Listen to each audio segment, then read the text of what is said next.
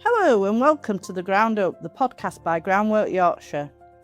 I am Mandy Reeve and today's episode is a very special one as we celebrate the career of Adrian, who is retiring from Groundwork Yorkshire after an incredible 30 years with the organisation, including 24 years as Executive Director.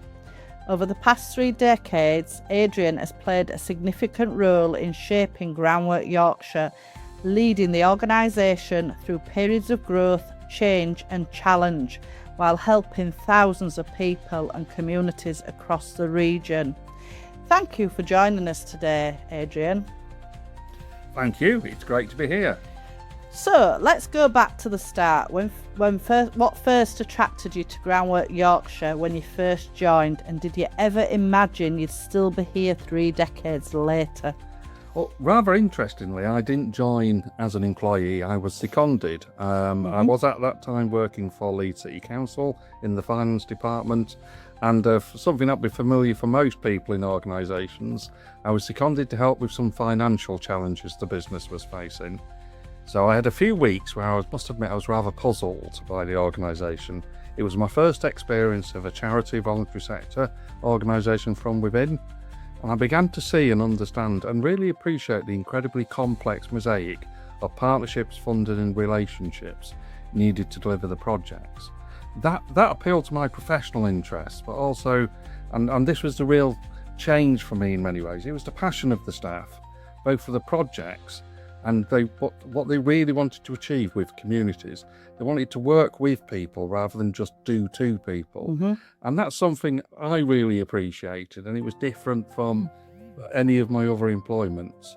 Now, did I see myself here 30 years later? Absolutely not. I thought I'd have a few weeks on secondment, solve a couple of problems, work with a few people, find it interesting, but a few weeks became a few months. A permanent job became available here. I applied for it, mainly against the advice of most of the people I spoke to. And then I started moving into operational things, which again, that's where I realised that's what I was really interested in. I am an accountant. I love being an accountant. It's been a great skill set, but I'm more interested in helping things be achieved and done rather than just working out that we did it effectively. Looking back, it doesn't seem like 30 years to be honest, but I have, over that time I've been married, I've moved house a few times, been fortunate to have had 2 children born. They've grown up with me in Groundwork and are now graduates, so time has flown. That's absolutely amazing. So you've spent 24 years as our Executive Director. What was the organisation like when you took on that role, and what were your priorities at that time? Well, what I came to realise, we were brilliant at delivering projects. Like many groundwork trusts, and groundwork at that time was a relatively new concept still. We were growing, we are heavily funded by the department in central government, which funded local authorities. Where we perhaps weren't so good was understanding about what we actually were. Were we a partner? Were we a service delivery organisation? We were community focused, or we were an advocacy group. We needed to be all of those, and I think what I came to realise quickly was because we weren't clear what we wanted to be, we were constantly flipping from one to another, and to be honest, it was quite confusing for people that were trying to work with us, and we were trying to work with them. As a result of that, some of our relationships weren't as good as they needed to be, and there was also a bit of a unhelpful friction competition between some of our staff teams. A great thing of groundwork is the staff are so passionate, they believe in the bit of groundwork they do, but that wasn't perhaps as managed as well as it could have been in a constructive way. We were also not as collectively sort of aligned with our fellow neighbouring trusts. There was a bit of competition, who was the best groundwork, and actually it was more than just a little bit of fun. It got a bit like overly competitive, so that was something that I felt needed to change. Also, we had gone from being a very small, fully funded organisation, we'd grown with a lot of we've been successful with various national funding bids. So again, we were an organisation that needed to think seriously about not just what do we do with the great people that we've got, but how do we keep them and continue doing.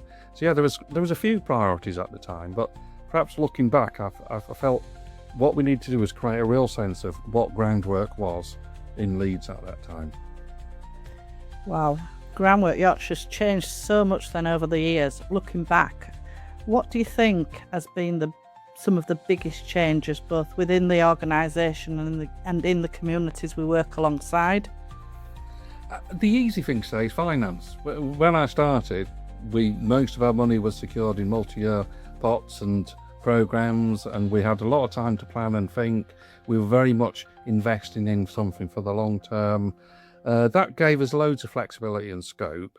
To be honest, there was also a little bit of, it perhaps allowed us to focus on doing things and without perhaps the thinking of what the true value of that funding is. Certainly I look back, and anyone in the organisation who's involved in fundraising will look back fondly on the days where you could get a multi-annual funding programme. It was also true that there was a lot more money generated nationally for us, opportunities were more plentiful, especially after we rebalanced those local relationships we had, and competition was a lot less than now. Each of those factors is different. I would say now, today, I would say it's more challenging across the board, but equally sometimes that challenge allows you to really see the value and to actually ensure that you deliver value. That is difficult for the people involved in it, but ultimately the organisation is great. We should challenge ourselves to deliver the best possible outputs and outcomes, and sometimes funding scarcity forces you to do that, which is great. I've also seen a change in colleagues. We were very much a pioneer organisation when we started. Our age profile was quite young. Our sort of diversity wasn't great, if I'm honest, but that wasn't an intentional thing. It was just the nature of the people who were drawn to what at the time was a fairly strange organisation doing fairly strange things. So a lot of that has changed, and I'd say it's changed for the better. We're a very different organisation. We were not a bad organisation before, we were just different. One of the things I noticed big change is around how businesses invest. Social value wasn't really a thing when we started going, so we were able to develop good relationships with businesses. Now it's a big thing, and again, it's one of the things. I suppose a constant is it's always been a bit elusive how you actually bring in social value and bring business for and industry investment into what we do. I think communities. That's such a good question. When Groundwork started, we were very much working in post-industrial communities. They were blighted by post-industrialisation, especially in the north of the country. So the challenges were there. It was like poor environments, physical environments. One of the projects that I remember very clearly is Rothwell Colliery. It was the largest area of dereliction in Yorkshire at the moment, and it was an ex-colliery. You could see the ex-colliery bits, and then the community that was next to it. So again, a lot of that's changed, but sadly, a lot of the communities that we're working with then we're still working with. We've gone from the obvious impact of post-industrialisation to the more corrosive effects of multi-generational poverty and worklessness.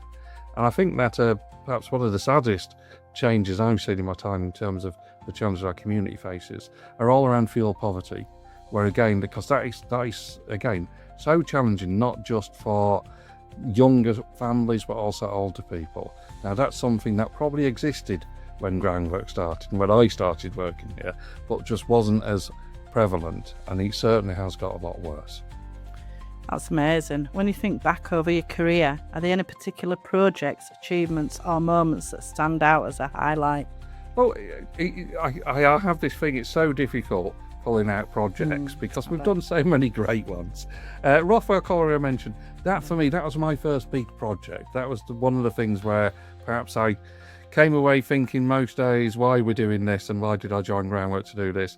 But at the end, it was a question that answered itself. That's why we did it. And it was great. It was a great partnership project with our friends in the local authority, great partnership program with our friends in the national office. It really showed me what we could do, what this team could do, and how we would approach a problem from so many different angles. We eventually actually got to what the real problem was, which was how you engage the community, rather than just focus on how do we turn 100 years of dereliction into something beautiful? And the answer is you let nature take its course in some ways. Whitebeck Way is another project that I really enjoyed. It was actually creating a pathway between two big parks in Leeds, Rothwell that we'd helped create, and Roundhay, which is a really prestigious park within Leeds, quite rightly so. But it actually went through some communities who, again, hadn't really sort of had much of an opportunity to access the natural environment from where they were living, and certainly creating a way that linked those two great sort of outdoor spaces in Leeds was really exciting because of the different communities we worked with. Getting Kirkgate Station over the line, I take no credit for the idea of Kirkgate. That was colleagues in Groundwork Wakefield.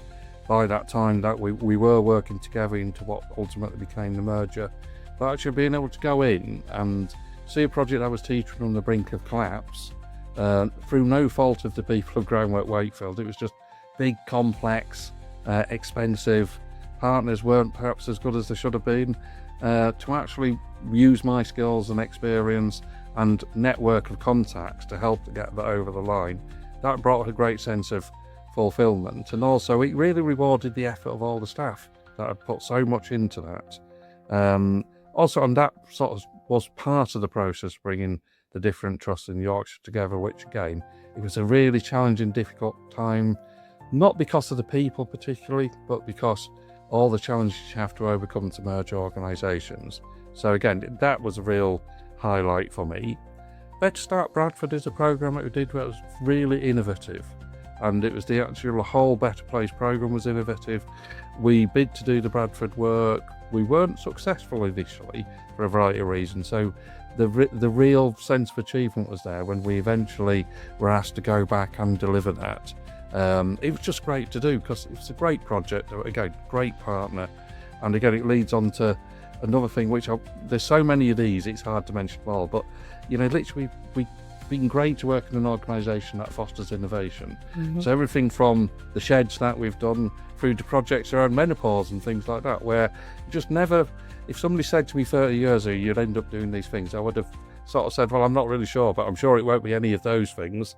And again, it's that innovation side that we do which I really love. Final couple of things really is the pandemic. It was so terrible for so many people in this country. Absolutely.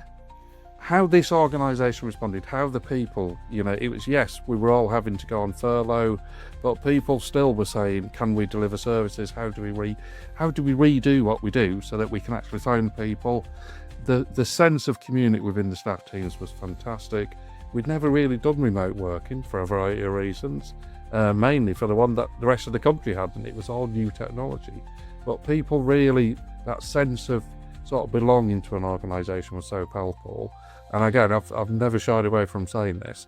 I came and was involved in running the Community Volunteering Hub, and it was a real sense of achievement. I was very fortunate to do that as a person, mainly because I saw the hundreds of people who volunteered to help within their communities and with their partners. And again, the staff who were involved in that, both within the hub and remotely, just achieved in a fantastic amount. So that was, again, at a time of real crisis for the country, I think it showed what could be done when the potential of organisations like Groundwork and the many others who worked in Leeds and throughout the country was unleashed.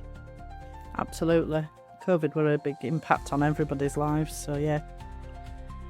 Was there a moment when you realised true impact Groundwork was having on people's lives? You probably mentioned this already, but... Well, it's so interesting that you say that one, because I was thinking about this and looking back, and I thought there was one project in particular which might not seem obvious. We were doing a gating project in Chapeltown, which, for those of you that don't know it, is a particular suburb, I believe, really vibrant and diverse local community. It has a history, and that history doesn't involve lots of close cooperation with the police and the authorities. Things are very different these days, I'm pleased to say. But we've done a few projects there, a classic deprived community, slightly isolated, slightly feeling not part of. And the project we were doing at that time was creating some gates, which were all about closing off access to some of the, designed with good intent, but actually quite challenging for the local community alleys and ginnels and snickets. And we went to a public meeting, and we were rather berated at the whole concept. We were accused of being in cahoots with the police and the local authorities to try and almost pen in the local community and to sort of create a bit of a prison state type of thing. And it was, pretty much what we expected. And I think all the views, I could see where they were coming from. And in the break of that thing, an older lady came up to me, and she had a go at me as well. But what she said was, I remember this very clearly. She said, "I bet where you live, you have a gate at the end of your drive, don't you?" And I actually don't, but I said, yes, I know exactly where. He said, "Why can't we have one? Don't you be put off by these people telling you not to do this. And, do allow us, because we want defensible space. I don't want drug dealers studying my garden dealing to my grandchildren. And that's what will happen unless you do something about blocking off these access routes." And it was such one of them transformation moments. I thought, yes, we've got to think what's in the best interests of the wider community, not those who shout the loudest and are most influential. And we also were doing it in a way that we used some gates, and we used an artist which created quite beautiful gates, which was another thing, but that's part of the beauty work of Groundwork. When is a gate not a gate? It's when it's a work of art. And things like that were really good. The other point, which I'd like to mention, is when we were doing the Rothwell Colliery group, we were working with a women's group who came from the mining community. And I remember somebody coming to say, "I'd like to take the women's group to the Lake District." And I said, "Well, why do you want to take them to the Lake District?" I said, "Well, they've never left their local community. Wow. We're creating a country park for people who don't know what a country park is, never go into the outpark. I want to take them somewhere like that, which will open their eyes to what the possibilities are." And they did. And it wasn't the easiest project to run. But, again, some of those people who went on that, they became real community leaders. And again, it's that kind of, that's when you realise the power of working with people and perhaps doing things a bit differently. So those stand out for me. Yeah, definitely. And the difference you'll have made to those ladies' lives will be amazing. So great organisations are built by great people. What have you enjoyed most about working with the staff, volunteers, trustees and partners over the years? I think just the sense, I look back, and the vast majority of people I've been fortunate enough to work with have actually been more interested about the outcomes and the outputs, the communities they seek, so Groundwork, than themselves. I won't say all of them, and that perhaps might touch upon another aspect of the role. But yes, it's just that sense of we're here to do good. And it sounds all a bit kind of, twee that we're doing good. Well, actually, I think the world would be a better place if more people spent a bit of time thinking, how can we improve rather than just criticise? How can we actually leave something that people can work with, be it skills or experiences or just an appreciation of something, rather than just, maximise profit, with minimum outputs and outcomes. So it's like I said, most of the people, unfortunately, not all, but most, they've put the organisation first, they've put their outcomes first, they've put the community that we're seeking to serve work. And, it's been a delight to work with most of them. Sometimes a challenging delight, but ultimately when you look back and you think, yeah, it was worth trying to find a way to facilitate that, because it has made a difference to people. What leadership lessons will you take away from your time as Executive Director? Well, that's an interesting one, which, again, when I started my career, I probably read a lot of books on leadership and things, and most of them I can't remember because they were very theoretical, or they were of leading organisations that weren't like Groundwork. But I suppose looking back on my time here, it's and this has probably been the hardest thing I've done, but the most fun. It's that need to resist the temptation to do the easy thing.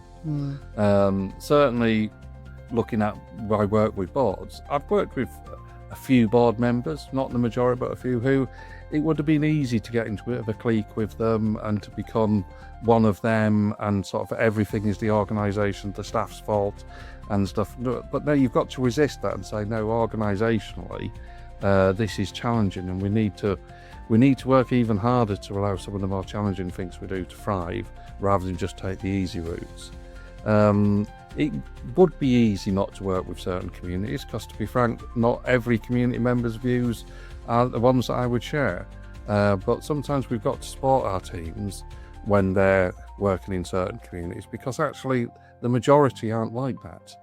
And again, it's sometimes the communities who are hardest to work with, the ones that have greatest needs. So again, not doing the easy things is something.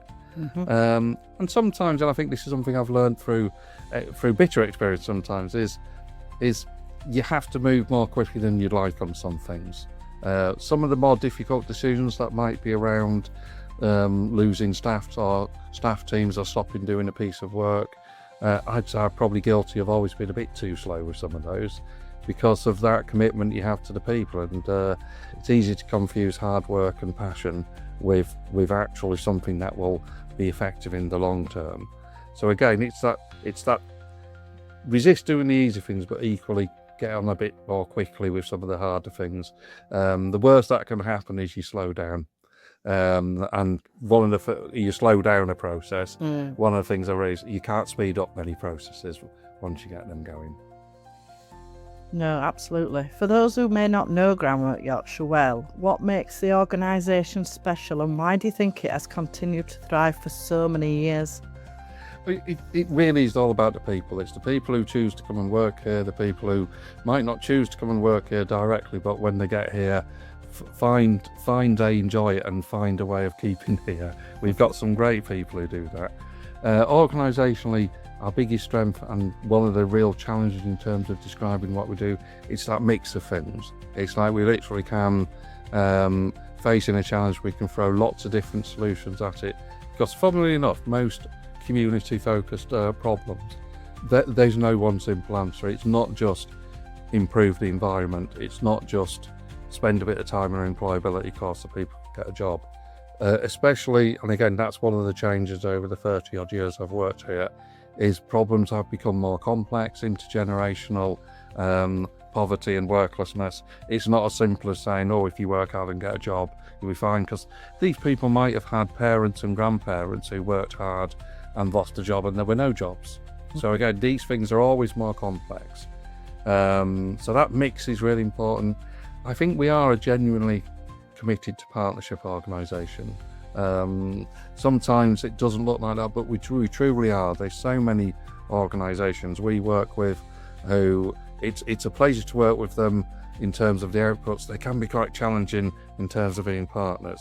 And also I think it's an underlying thing. We don't always shout about this, but I see with the people that work here, we really do care about the communities we seek to serve. That's always been at the core of what we do. What we do is not about glory for groundwork, it's about improving people's lives. It is, as our logo says, it's changing places and changing lives. Absolutely. And as you prepare to leave Groundwork Yorkshire, what are you most looking forward to in the next chapter of your life? I think just having the time to do things. I mean, I've genuinely have loved my time at Groundwork, and as a result, like many people I know who love what they do, the job becomes everything. So you don't ever really switch off, you don't ever really stop thinking about it. Even when you're on holiday, you might be still doing emails and things. I know that you shouldn't do all those things, but I'm always happy to be told that I've got things wrong, and that's part of it. So I am looking forward to just having that break from it. Not because I won't miss absolutely everything that we do and the daily involvement and the staff and seeing the projects. It's just be nice to have some time to actually decide in a way what my next chapter will be. Right, interesting. So if you could leave us one message for the staff, volunteers, partners and communities who've been part of your journey, what would it be? I think, continue to be yourselves, continue to bring your passion and enthusiasm, but also remember you're part of a team and prioritise the little time it takes to be a good team player.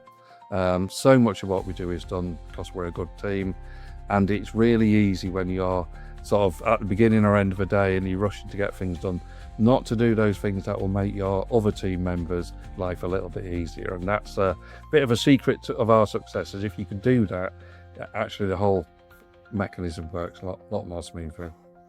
And finally, how would you like your time at Groundwork Yorkshire to be remembered by us all? And it's a strange thing because I I'd like people to remember me fondly, some sort of like a vague way. But I think it's more about what we do, what we've done and what we've achieved. That's the great thing, is think about some of the projects I've mentioned, and actually to know Groundwork was involved and that it was in some small way, thanks to us, that it was done. I've always had the view, and this is again goes right back to my early days, is the best way to get the best out of Groundwork and the fantastic colleagues is being that sort of gentle steering in the background, making sure difficult decisions are made, and try not to let those difficult things weigh too heavily on others. That's a kind of very much in the background steering and guiding rather than at the forefront.